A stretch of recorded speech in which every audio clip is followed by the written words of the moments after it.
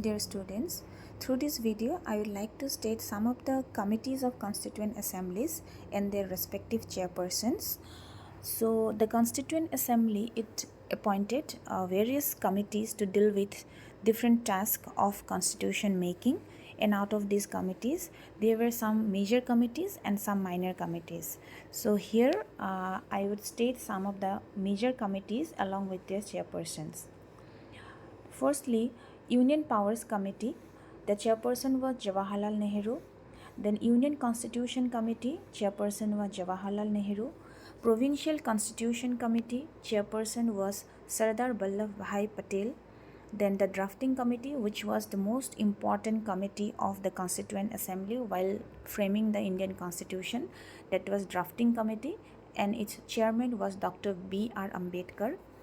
Then fifthly, the Advisory Committee on Fundamental Rights, Minorities and Tribal and Excluded Area. Chairperson was Sardar Vallabhbhai Patel. And this Advisory Committee on Fundamental Rights, Minorities and Tribal and Excluded Areas again have certain subcommittees such as Fundamental Rights Subcommittee. The chairperson was J.B. Kripalani. Then the Minorities Subcommittee chairperson was H.C. Mukherjee. Then the Northeast Frontier Tribal Areas and Assam Excluded and Partially Excluded Areas Subcommittee chairperson was Gopinath Bardoloy.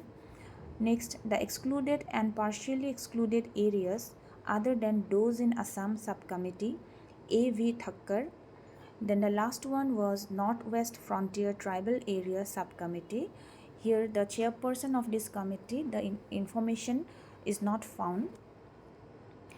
Then the next committee was Rules of Procedure Committee. The chairperson was Dr. Rajendra Prasad.